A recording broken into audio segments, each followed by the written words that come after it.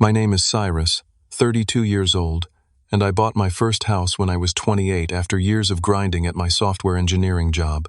Growing up, my younger sister Natalie always got whatever she wanted while I worked for everything. Last year, I let my parents move in after retirement temporarily, then welcomed Natalie after her breakup.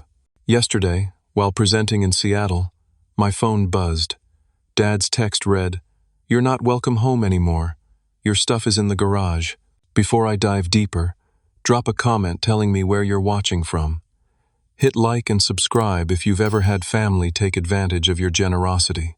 I grew up in a middle-class neighborhood in suburban Boston, in a modest 3-bedroom house with a small backyard where Dad would occasionally barbecue during summer weekends.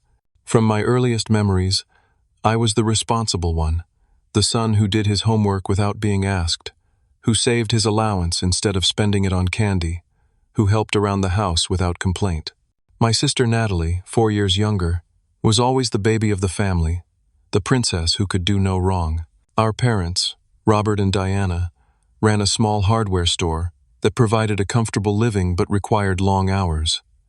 Dad was the stern disciplinarian for me but melted with Natalie's tears. Mom was gentler but reinforced the family dynamic. Cyrus is strong and independent. Natalie needs protection and special attention. When I brought home straight A's, my accomplishment was expected. "That's what you're supposed to do," Dad would say with a nod. But when Natalie managed a B-, the celebration was impressive. Ice cream trips, extra TV time, new clothes as a reward for trying her best. The pattern continued through high school. I worked part-time stocking shelves at the local grocery to save for college. Natalie got a car for her 16th birthday, a used Honda, but still a car, while I took the bus until I could afford my own vehicle during sophomore year of college. College was the same story. I attended State University on a partial scholarship, working 20 hours weekly to cover remaining tuition and expenses. I lived in the cheapest dorm, ate ramen noodles, and graduated with minimal student loan debt thanks to my discipline. Meanwhile, my parents somehow found money for Natalie to attend a private college. She lived in the premium dorm, changed majors 3 times, and still graduated with their full support, both emotional and financial. After graduation, I landed a job at Tech Fusion, a growing software company. I started as a junior developer but quickly moved up. Living frugally, I shared an apartment with 2 other guys and put every spare dollar toward savings.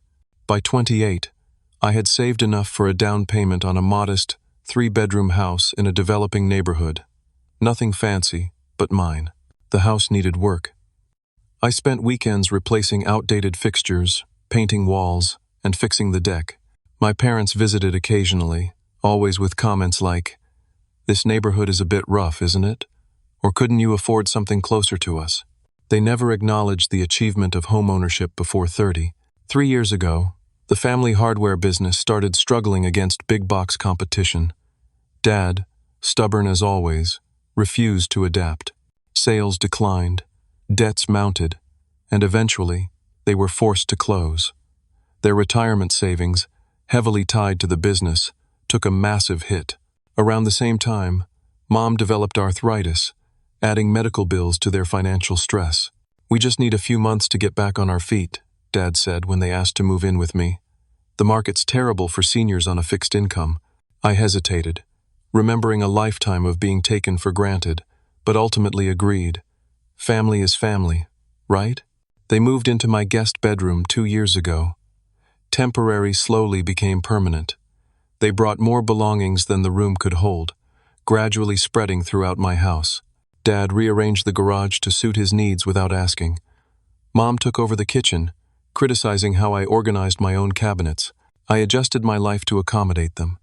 I worked longer hours to cover the increased expenses, utilities, groceries, their medications. They contributed nothing financially, explaining that their Social Security barely covered their car payment and personal expenses. 8 months ago, Natalie called in tears. "Tyler and I broke up," she sobbed, referring to her boyfriend of 3 years. "I can't afford the apartment alone." Before I could suggest alternatives, Mom was on the phone. "Your sister needs you. She can stay in your home office for a while." My home office became Natalie's bedroom. My workspace was relocated to a corner of my bedroom. The house grew crowded, but I adapted.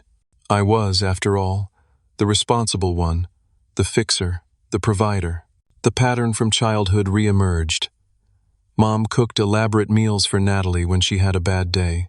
Dad fixed her car immediately when it made a funny noise, while the loose board on my deck that I'd mentioned remained unfixed. They treated her like a guest. They treated me like the landlord, except I received no rent, only growing expenses and diminishing space. I swallowed my frustration. I paid the mortgage, utilities, and most groceries. I cleaned common areas on weekends. I stayed late at work to avoid the crowded house. Increasingly, it felt less like my home and more like a boarding house where I was the least important resident. Last Monday, I flew to Seattle to present our team's new software platform to potential investors, a career-making opportunity. The presentation was scheduled for Thursday morning. I spent Tuesday and Wednesday rehearsing, refining slides, and managing pre-presentation anxiety. Thursday morning, I delivered a flawless presentation. The investors were impressed. My boss hinted at a possible promotion. For the first time in months, I felt accomplished, valued. Then came the text that would change everything. I was riding the elevator up to my hotel room, still buzzing from the successful presentation. Several executives had stayed afterward to discuss implementation details and potential expansions of the platform. My boss, Patrick, had pulled me aside with a broad smile. "This is the kind of work that gets people corner offices, Cyrus. The weight of recent months, the crowded house, the financial strain, the feeling of being unappreciated, briefly lifted from my shoulders." As I reached for my room key, my phone vibrated. A text from Dad. "You're not welcome home anymore. Your stuff is in the garage." I stared at the screen, certain I'd misunderstood. I called immediately. No answer. I tried Mom's phone. Straight to voicemail. I called 3 more times, growing increasingly anxious. Finally, I tried Natalie. "Oh, you got Dad's message," she said casually when she answered, as if we were discussing a dinner plan change rather than my eviction from my own home. "What's going on? Is this some kind of joke?" My voice echoed in the empty hotel corridor. "I'm pregnant," she said. 3 months along, Tyler's not involved. The news stunned me momentarily. "Congratulations, but what does that have to do with me not being welcome in my own house?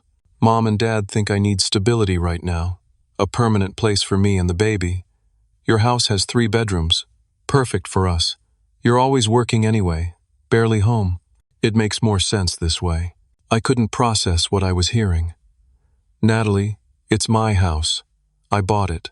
I pay the mortgage. You can't just decide I don't live there anymore.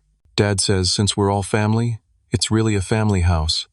You wouldn't put your pregnant sister and retired parents on the street, would you? Besides, you can afford another place. You're the successful one." I ended the call and immediately called Dad again. This time he answered. "What the hell is going on?" I demanded. "Watch your tone," he replied, as if I were still 12. "We've made a family decision. Natalie needs stability for the baby. She'll take the master bedroom. Mom and I will keep our room. And the 3rd bedroom will be the nursery. And where exactly am I supposed to live?" I struggled to keep my voice steady. "You're a successful young man with a good job. You'll figure it out." His tone was cold, dismissive. "We've packed your personal items. They're in boxes in the garage. You can pick them up this weekend." "You can't kick me out of my house. I own it. I pay the mortgage." "Don't be selfish," he said. "Family helps family.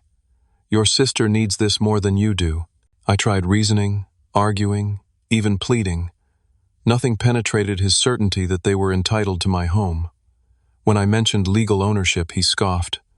"We're family, not tenants." "Stop being dramatic."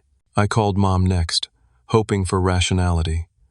Instead, I got passive agreement with Dad's decision. "Sweetie, your sister is in a delicate condition. Surely you understand. You wouldn't want to stress her during pregnancy. That's dangerous for the baby." I paced my hotel room, hands shaking with disbelief and rage. Another call to Natalie revealed they'd already changed the locks. "For security," she explained. as if I were a threat rather than the legal owner.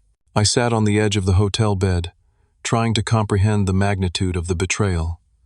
The people who should love me most had decided I was disposable, less important than my sister's comfort. They hadn't asked or discussed. They had simply decided my home was no longer mine. Sleep evaded me that night.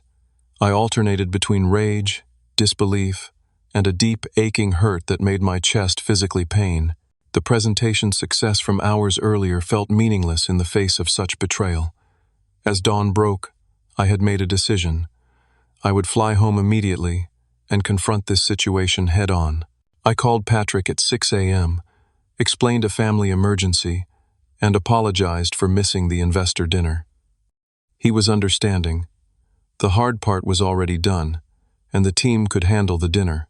I booked the earliest flight to Boston and spent the 3-hour journey rehearsing what I would say, how I would handle this insanity. Nothing prepared me for what awaited. The Uber dropped me at the curb of my house, or what used to be my house, at 2:30 p.m. I immediately noticed changes. Mom's wind chimes hanging from my porch, Dad's old rocking chair where my modern Adirondack chair used to sit. They hadn't just claimed my house, they were erasing signs of my ownership. As I approached with suitcase in hand, the front door opened. Mom, Dad, and Natalie formed a human barricade on the porch. "We weren't expecting you until the weekend," Dad said, arms crossed over his chest. "It's my house. I don't need an invitation." I tried to move past them to the door. Dad shifted to block me. "We need to talk before you come in." "No, you need to move. I've been traveling all day, and I want to go into my house." Mom stepped forward, hands clasped anxiously. "Cyrus, honey, we know this is a big adjustment, but family has to stick together during difficult times. Is that what this is? Family sticking together? Because from where I'm standing, it looks like family stabbing me in the back and stealing my property." Natalie emerged from behind our parents, one hand resting on her still flat stomach in a theatrical display of pregnancy. "You've always been selfish, Cyrus. Always thinking about yourself first." "Selfish? I let all of you live in my house rent-free for months. I pay the mortgage, the utilities, the groceries, and we're grateful," Mom interjected. "But family means sacrifice. Your sister is starting a family. That takes priority now. Over my basic right to live in a house I own? Are you hearing yourselves?" Neighbors were beginning to take notice. The Johnsons across the street paused their gardening. Mrs. Peterson slowed her walk, pretending to check her mailbox while watching the confrontation. Dad straightened his posture, puffing his chest. "I've made the decision as head of this family. Your sister needs stability. You can find another place." "Head of the family? This isn't the 19th century, Dad, and this isn't your house to make decisions about." I pushed past them and entered using my key, which miraculously still worked on the back door. Inside, I froze. The living room had been rearranged, my entertainment center replaced with their older TV, my modern sofa pushed against the wall to make room for Dad's oversized recliner. I headed upstairs to my bedroom and found the door open, the space transformed. My bed was gone, replaced by boxes of baby supplies. A half-assembled crib stood in the corner. The closet door was open, revealing Natalie's clothes where mine had been. "What the hell is this?" I turned to find them watching from the doorway. "The nursery," Natalie said with a smile. "Isn't it coming together nicely?" Mom found the crib at a consignment shop yesterday. The casual way they discussed converting my bedroom, without permission, without even waiting for me to remove my belongings, left me speechless with rage. "Where's my stuff? My clothes? My computer?" "In the garage, like we told you," Dad said. Impatience evident. "We were careful with everything. Now, I think you should leave until you've calmed down. This stress isn't good for your sister. I'm not going anywhere. This is my house. My name is on the mortgage, the deed, all the paperwork. You are guests who have seriously overstepped." Dad's face reddened. "This is my house now, boy. I've put my foot down. Your mother and I raised you, fed you, clothed you for 18 years. You owe us." "I owe you? I've been paying your living expenses for 2 years. After all we sacrificed for you?" Mom's voice took on the guilt-inducing tone I'd known since childhood. We gave up vacations, worked overtime, all to give you opportunities. This is how you repay us? By providing free housing for years? Yes, that seems like repayment. Natalie stepped forward, tears welling in her eyes. I need this place for my baby, Cyrus. Don't you care about your future niece or nephew? Where are we supposed to go? The same place I'm apparently supposed to go. Anywhere but here. The argument escalated. Voices raised, accusations flew. Years of resentment bubbled to the surface. Their favoritism, my resentment, their entitlement, my frustration. The veneer of family harmony completely shattered. When I refused to leave, Dad made a show of calling the police. My son is trespassing and threatening us, he reported. A theatrical performance for both the dispatcher and the neighbors now openly watching. 20 minutes later, Officer Reynolds arrived, looking uncomfortable as he assessed the situation. Sir, I understand this is a family dispute, but if the homeowners are asking you to leave, I pulled out my phone, pulled up my mortgage documents and property tax records. I am the homeowner, my name only. They're living here because I allowed it, temporarily. Officer Reynolds reviewed the documents, then turned to my family with a changed demeanor. Sir, ma'am, it appears your son is the legal property owner. The shock on their faces was almost worth the pain of the past 24 hours. They had genuinely believed they could simply claim my house. The entitlement was staggering. He's still threatening us, Dad attempted, but his voice lacked conviction. I heard no threats, Officer Reynolds stated firmly. Mr. Walker, would you like me to escort them from the premises? Part of me wanted exactly that, immediate justice, watching them scramble as I had been forced to. But eviction required legal process, and despite everything, I couldn't put my pregnant sister on the street without warning. No, but I would like to collect some of my belongings without interference. Officer Reynolds nodded. I'll remain present while you do so. The humiliation of collecting personal items from my own home while under police supervision burned deeply. In the garage, I found my possessions haphazardly packed. Clothes unfolded, electronics without protective wrapping, books stacked carelessly. My great-grandmother's watch, a college graduation gift, had a cracked face. My collection of signed first editions, stored in protective cases, had been removed and tossed into a cardboard box. Most disturbing were the missing items: my laptop, several watches, and the small fireproof safe containing important documents. When confronted, my family claimed ignorance. We packed whatever was visible. If something's missing, you probably misplaced it. I loaded what I could into my SUV, under Officer Reynolds' watchful eye. My family stood in the driveway, a united front against me. Mom tearful, Dad defiant, Natalie playing the vulnerable pregnant victim for the officer's benefit. As I prepared to leave, Officer Reynolds spoke quietly. Document everything missing or damaged. You'll want that for the record. I nodded, throat tight with emotion. Thank you. That night, I checked into an extended stay hotel, surrounded by hastily rescued possessions, feeling utterly homeless despite owning a house. The betrayal was complete. The people who should love me most had discarded me without hesitation, claiming my property as their right, treating my generosity as their entitlement. I stared at the generic hotel wall, grief giving way to cold resolution. They had shown me exactly where I stood in their lives, convenient when needed, disposable when not. It was time I acted accordingly. The first week in the extended stay hotel passed in a blur of emotional turmoil. I functioned on autopilot, going to work, returning to the sterile hotel room, staring at walls, barely sleeping. The hotel's beige decor and generic furniture mirrored the emptiness I felt inside. Each morning, I woke hoping it had all been a nightmare, only to remember that my reality was now this limbo existence. I made several attempts at reconciliation, not because I believed they deserved forgiveness, but because I desperately wanted to understand how the people who raised me could betray me so completely. My first call to Dad went predictably poorly. You're making a mountain out of a molehill, he insisted. This is what family does, adapts to changing needs. Family doesn't steal houses from each other, I countered. We didn't steal anything. We redistributed family resources to where they're most needed. You're established. Your sister isn't, because I worked for everything while you handed her everything.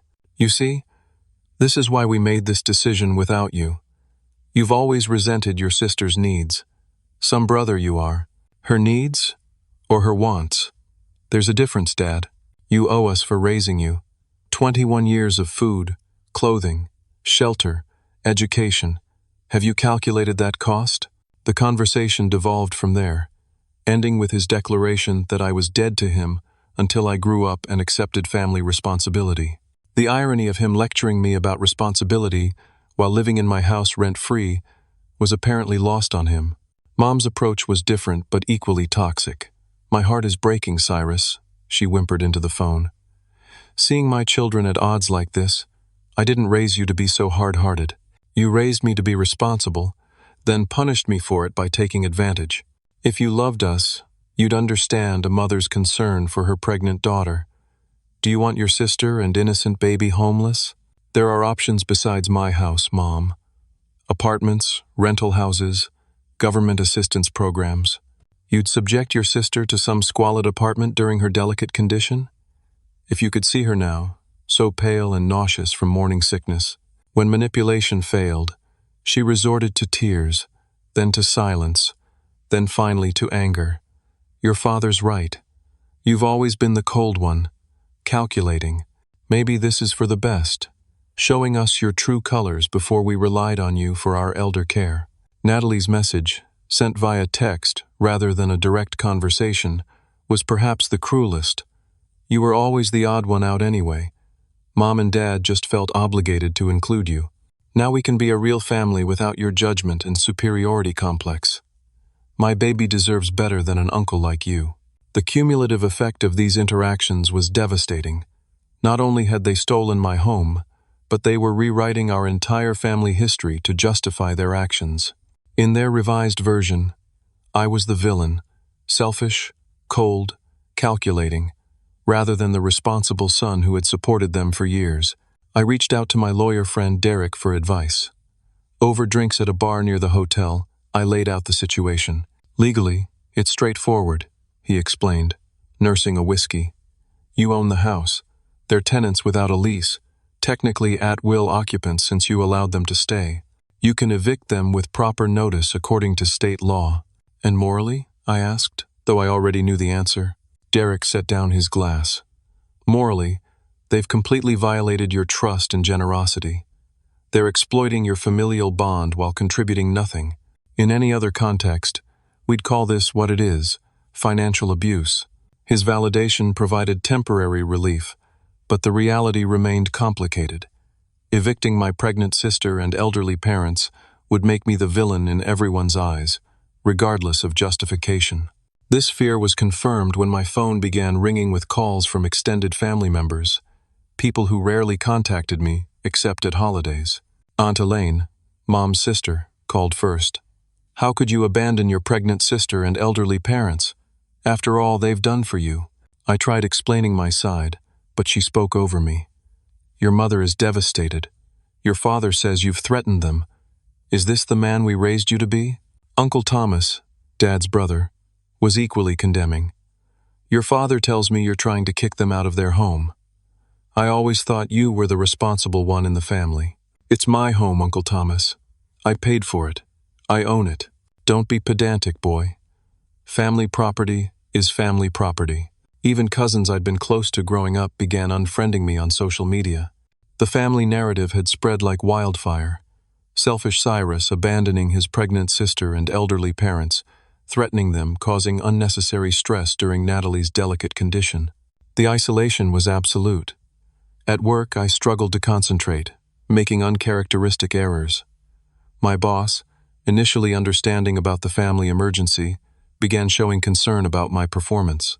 Only Jessica, a fellow developer who had become a friend over the years, noticed something deeper was wrong. You're not sleeping, are you? She asked during lunch in the break room. I shook my head, too exhausted for pretense. Want to talk about it? No pressure, but sometimes an outside perspective helps. Her kindness broke something in me. In the sterile company break room, surrounded by half-empty coffee cups and abandoned sandwich wrappers, I told her everything. She listened without interruption, without judgment, her expression shifting from concern to disbelief to outrage. "That's not family, Cyrus," she said finally. "That's parasitism." Her bluntness startled a laugh from me, the first in days, harsh but accurate. "You've been conditioned to accept this treatment, to feel guilty for having boundaries. That's not love, it's control." The conversation marked a turning point. Jessica's outside perspective helped me see the dynamic clearly. I wasn't the villain for wanting my house back. They were the villains for taking it in the first place. That weekend, alone in my hotel room, I hit emotional rock bottom. I'd been raised to believe family was everything, that sacrificing for family was the highest virtue. Now that same family had discarded me without hesitation. The foundation of my identity felt fractured beyond repair. Sunday evening, my phone pinged with a notification from my banking app, mortgage payment due in 3 days. Automatically, I moved to authorize the payment, continuing to pay for a house I wasn't allowed to live in.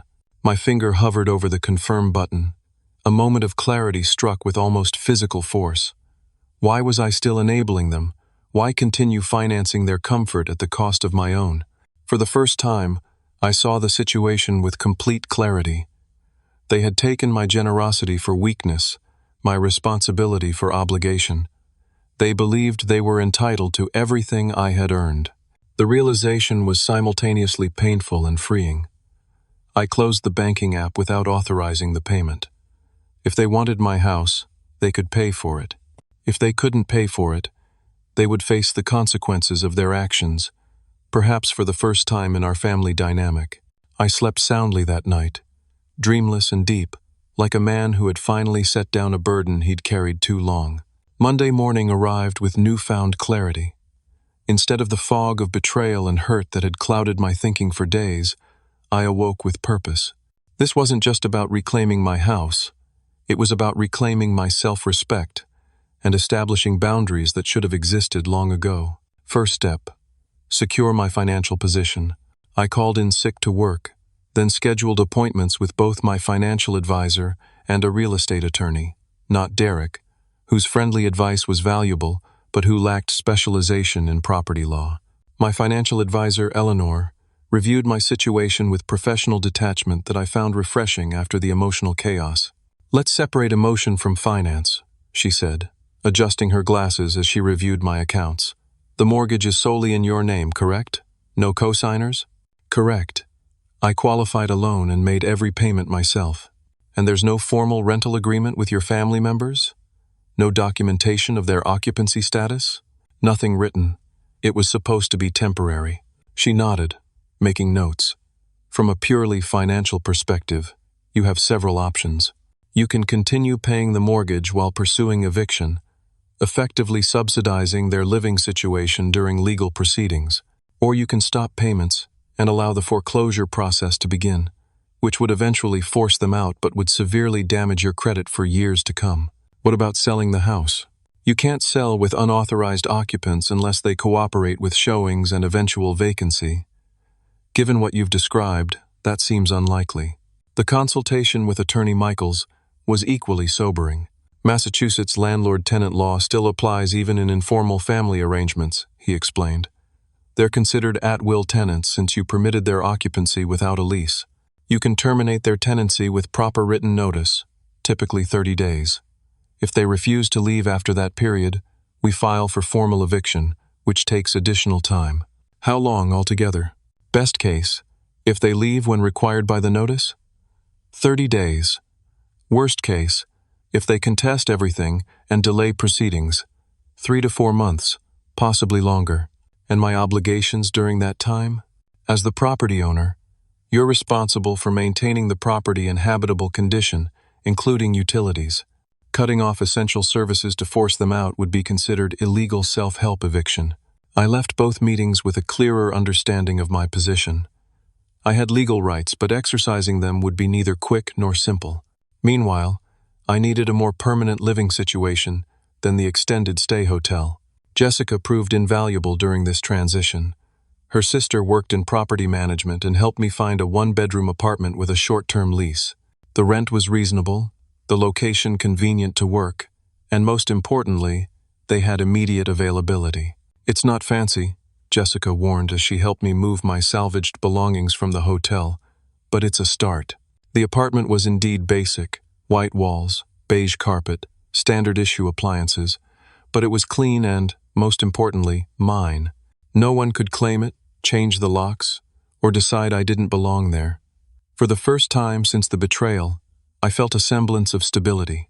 While setting up my new space, my phone rang with the bank's number. "Mr. Walker, we're calling about your mortgage payment. It's 3 days overdue.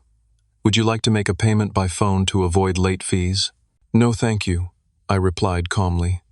"I'm aware of the situation. Sir, missing payments can seriously impact your credit score and eventually lead to foreclosure proceedings. I understand. Thank you for the notification." I had barely ended the call when Dad's name flashed on my screen. I took a deep breath before answering. "The bank called about the mortgage," he said without greeting.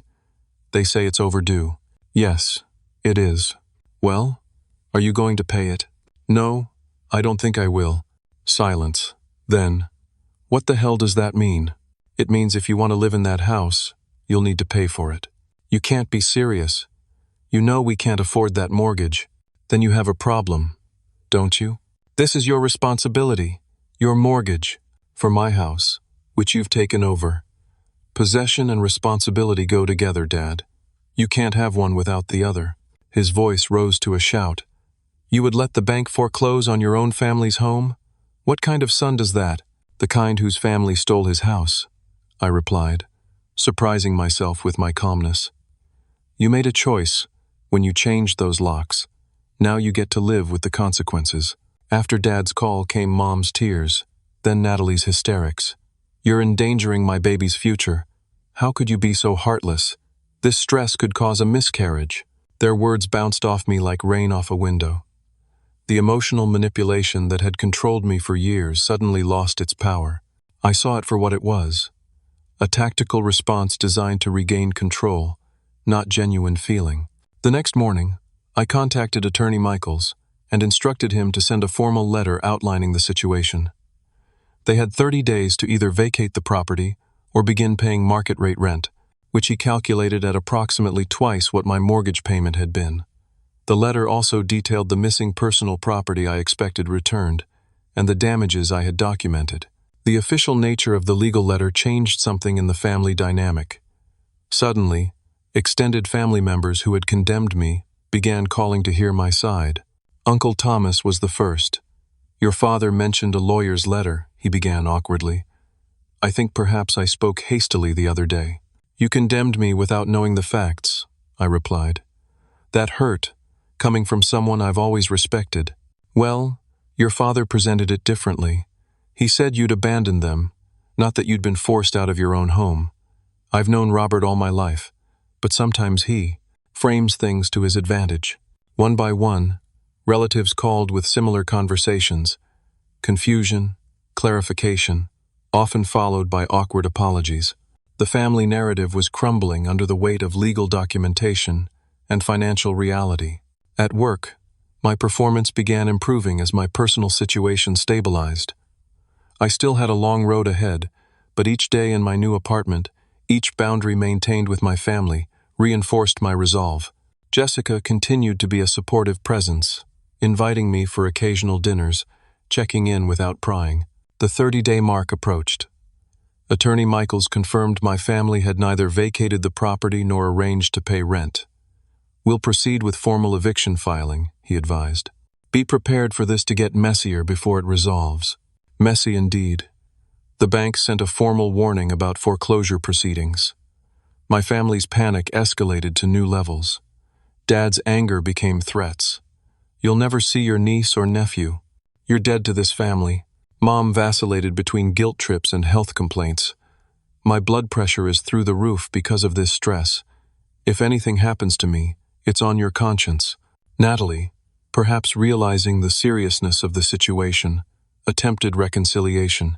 "Maybe we overreacted. You could move back in, and we'll figure out sharing arrangements." I recognized the offer for what it was: not genuine remorse, but fear of losing their housing. "No, thank you," I replied simply. I've established my own place now. But the mortgage, we can't pay it, and you're ruining your credit. That's unfortunate, but it's the situation you created when you decided to take my house. We didn't take it. We just rearranged the living situation, without my consent, in my house. That I paid for. The conversation ended like so many others, with her in tears and me unmoved. The emotional blackmail that had controlled me throughout my life had finally lost its power. Each manipulative attempt only reinforced the rightness of my decision to break free from their toxic expectations. I slept peacefully that night in my simple apartment, surrounded by fewer possessions but more self-respect than I'd had in years. By week 6 of my family's occupation of my house, the bank's patience was wearing thin. They sent a formal notice of pending foreclosure proceedings, copied to my new address. The same day, Attorney Michaels informed me that the eviction filing was moving forward, but facing delays, due to my family's legal maneuvering. They've hired an attorney, he explained during our phone consultation. They're claiming established tenancy rights and attempting to argue that verbal agreements existed regarding their long-term occupancy. That's completely false, I responded. It was always presented as temporary. I believe you, but it complicates matters. We'll need to prepare for a formal hearing. That evening, Dad called with a dramatically different tone than his previous angry tirades. Son, I think we've all gotten carried away here. Let's talk like rational adults. I'm listening, I replied, maintaining emotional distance. This legal business is getting expensive for everyone. Why don't we compromise? You can come back to the house. We'll make room for you. The audacity was almost impressive. Make room for me? In my own house? That's your compromise? Don't be difficult. We're trying to be reasonable here. A reasonable person wouldn't have stolen someone's house in the first place, Dad. Nobody stole anything. And watch your tone. I'm still your father. Yes, you are. But that doesn't entitle you to my property. He shifted tactics. Your mother isn't well. The stress is affecting her health. Her blood pressure is dangerously high. The doctor says she needs stability and calm. Mom then took the phone, her voice weak and trembling. Cyrus, honey, I don't understand why you're putting us through this.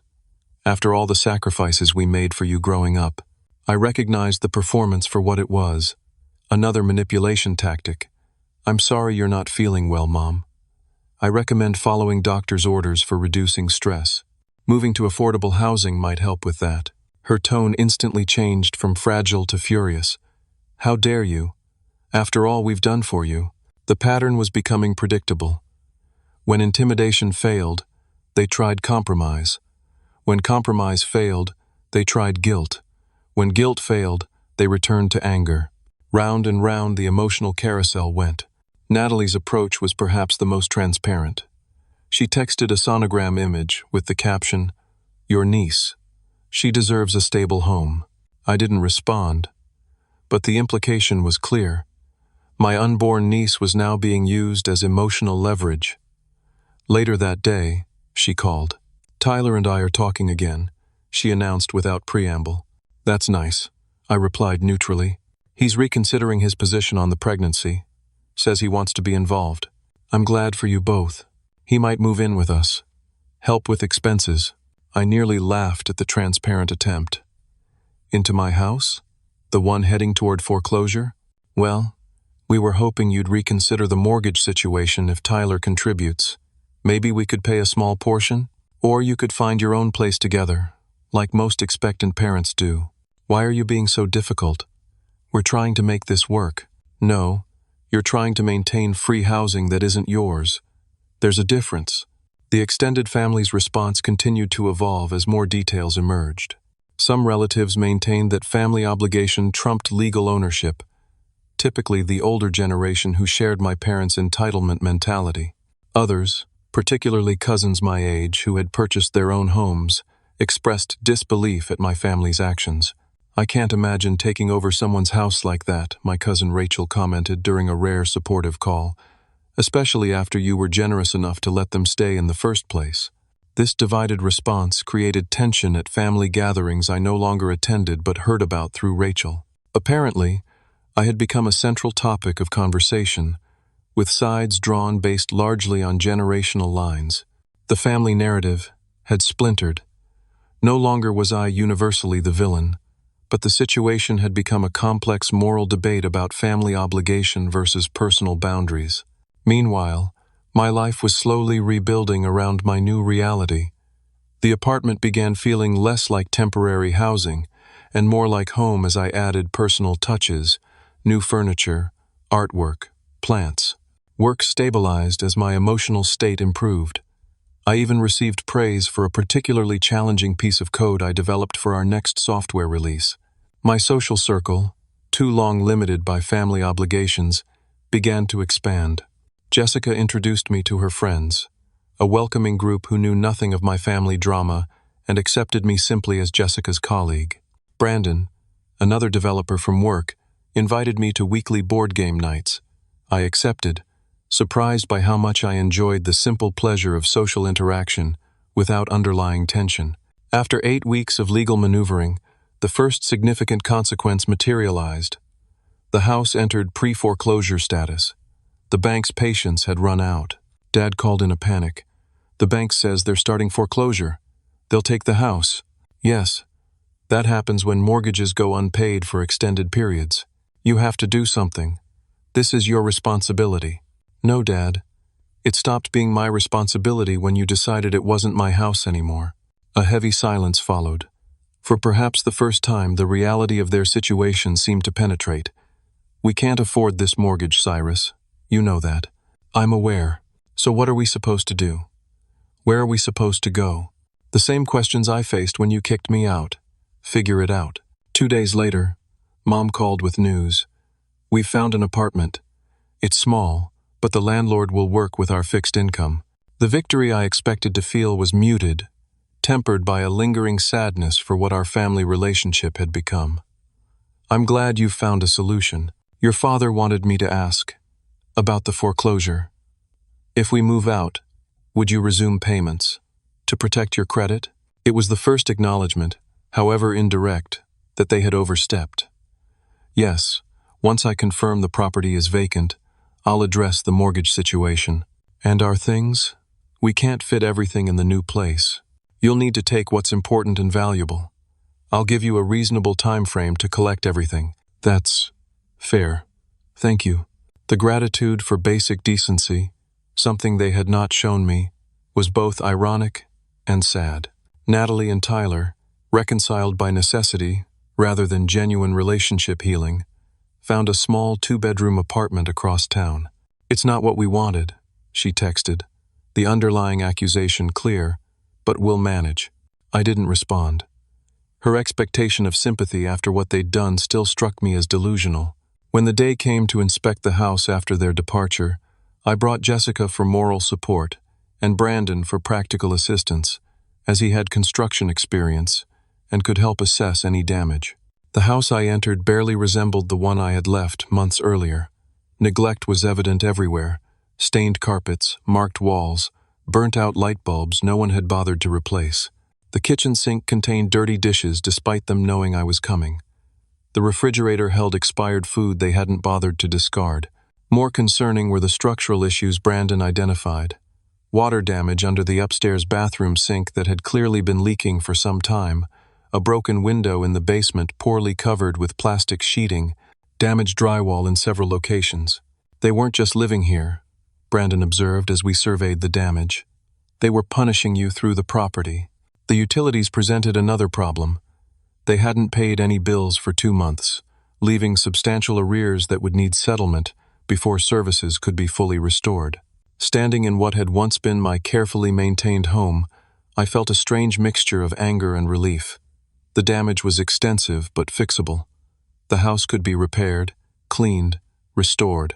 And despite everything, it was mine again. The one place that represented my hard work and achievement. As we were leaving, Jessica noticed an envelope on the kitchen counter, addressed to me in Mom's handwriting. Inside was an invitation to Natalie's baby shower, scheduled for the following month, with a handwritten note: "Family should be together for important moments. Please come and show your support for your sister and niece." The manipulation was so transparent it was almost comical.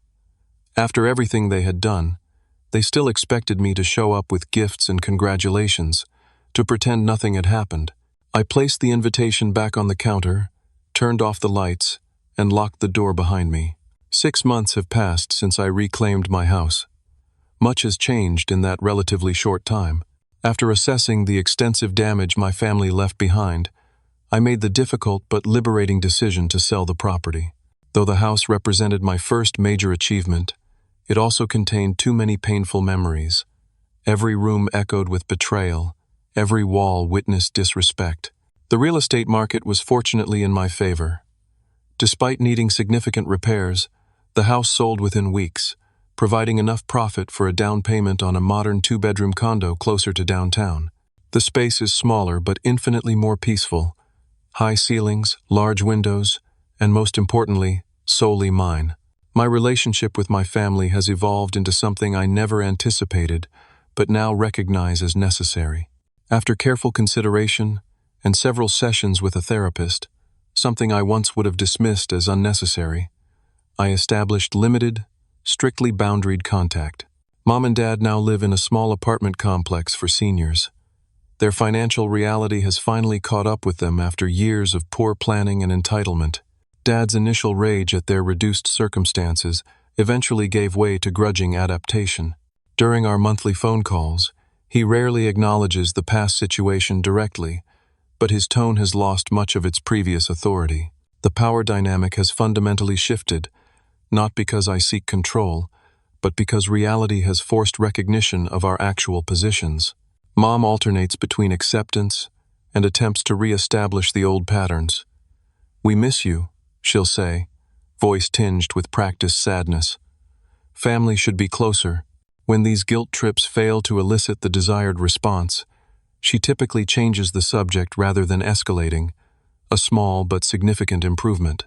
Natalie delivered a healthy baby girl, Sophia, 3 months ago. Her relationship with Tyler remains tumultuous but continuing. Parenthood has forced a certain maturity upon her, though glimpses of her entitled past self occasionally emerge.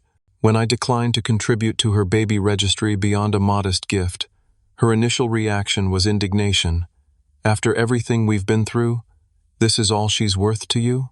The comment revealed how fundamentally she still misunderstood the situation. In her mind, our family conflict was something we collectively experienced, rather than something they inflicted. This perspective gap may never fully close. I maintain contact primarily through occasional visits to see my niece.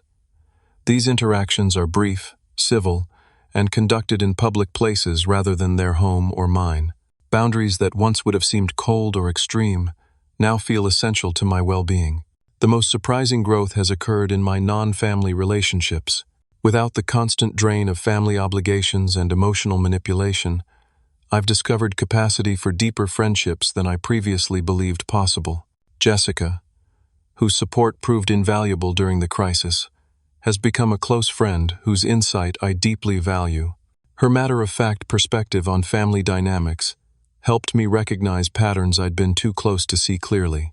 "Family love shouldn't come with terms and conditions," she observed during a conversation about my parents' latest attempt at reconciliation without accountability. The simple truth of that statement resonated deeply. Brandon's friendship expanded beyond work, introducing me to his wide social circle. Through him, I've developed a regular hiking group, discovered local jazz clubs, and even tried rock climbing, activities I would have once declined due to family commitments. Perhaps most significant is my relationship with Laura, whom I met at one of Brandon's game nights 4 months ago. Our connection developed gradually, built on mutual respect and clear communication. When I eventually shared my family history, her response was refreshingly straightforward. "Thank you for trusting me with that. It explains your careful boundaries, which I respect." With her, I'm learning that genuine care doesn't demand sacrifice of self-respect, that love can exist without scorekeeping or obligation. It's a profound shift from the conditional affection I grew up believing was normal. Professionally, I've continued to thrive. The promotion hinted at before the family crisis materialized 3 months ago, bringing increased responsibility, creative freedom, and financial security. The additional income isn't financing anyone else's lifestyle, a simple fact that still sometimes strikes me as revolutionary. The journey hasn't been solely external. Internally, I've developed greater awareness of the patterns established in childhood that made me vulnerable to exploitation. The reflexive responsibility, the guilt response to setting boundaries, the belief that family obligation trumped personal well-being, all were carefully instilled and reinforced throughout my formative years. Recognizing these patterns doesn't erase them entirely, but awareness creates choice. When old guilt surfaces, I can examine it rather than automatically reacting. When family members attempt manipulation, I can name it rather than succumbing to it. I've also learned to recognize the difference between genuine need and entitled want. My sister genuinely needed housing during pregnancy, but specifically needing my house was an entitled want. My parents genuinely needed retirement accommodation, but taking over my home without consent or contribution was entitlement, not necessity. This distinction helps me maintain compassion without compromising boundaries. Occasionally, I still struggle with the cultural expectation that family forgiveness should be unlimited and unconditional. Well-meaning acquaintances sometimes suggest I should move past the conflict for my own peace. What they fail to understand is that peace doesn't come from allowing harmful patterns to continue. It comes from establishing the conditions under which healthy relationship becomes possible. The relationship with my family now exists on my terms, limited, conditional, and carefully boundaried. Some might view this as harsh. I recognize it as necessary for my well-being, and ultimately, for any possibility of genuine healing. True reconciliation cannot occur without accountability, and accountability requires facing consequences. During my most recent visit with Sophia, I noticed something shifting in Natalie's demeanor. A tentative humility previously absent. Parenthood is harder than I expected, she admitted while watching her daughter sleep. I understand now why you were always so responsible. It wasn't just personality, it was choice. This small acknowledgement represents more genuine connection than years of previous interaction. Perhaps the experience of caring for someone genuinely dependent has provided insight into the weight of responsibility I carried for our family. It's too early to know if this represents lasting change, but it offers a glimmer of possibility. As for my parents, our relationship may never fully recover. Too many years of established patterns, too much damage done. But we've reached a kind of detente. They no longer expect financial support or housing, and I no longer expect the parental support they were never equipped to provide. We interact as adults with separate lives that occasionally intersect, rather than as the enmeshed unit they once demanded. The house that was the center of our conflict has new owners now, a young couple expecting their first child. When I handed them the keys at closing, I wished them years of happiness within those walls, hoping their family story would unfold with more respect and boundaries than mine had. My new condo represents not just physical space but psychological freedom. The furniture is selected for my comfort, the decor reflects my taste, the atmosphere supports my peace. After years of accommodating others' needs and preferences at the expense of my own, creating this environment has been profoundly healing. I've learned that family, in its healthiest form, should be a source of support rather than a source of obligation. That love without respect isn't really love at all. That sometimes maintaining distance is the most compassionate choice for all involved. These lessons came at a high cost, but their value has been immeasurable. For those watching who might recognize similar patterns in their own lives, whether you're the responsible one always expected to sacrifice, or the one struggling to establish boundaries with entitled family members, know that you deserve respect. Your achievements are yours. Your property is yours. Your boundaries are valid. Sometimes the most loving action is standing firm, even when guilt and obligation pull at you. What about you? Have you ever had to establish difficult boundaries with family members who took your generosity for granted? Share your experiences in the comments below. If this story resonated with you, please hit the like button and subscribe for more real-life stories about navigating complex family dynamics. Thank you for listening. And remember, true family lifts you up. It doesn't weigh you down.